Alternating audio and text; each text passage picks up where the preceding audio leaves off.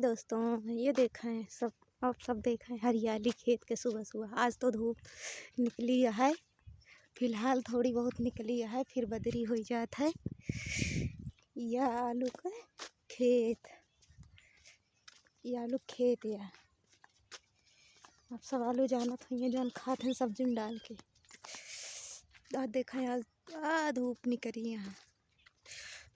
यह भाटक पेड़ गोलको वाला हमको वसा भी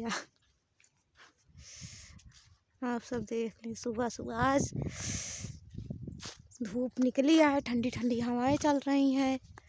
और ये हमारे दीदी आवत हैं, हमारे बेटी यहीं आवत यहाँ। बिट्टी देखा या बाटी बिट्टी लखा हाय बोला सबके हाय। हे गुड्डा, इनका नाम है आरूही। वो रहा सरसों का खेत।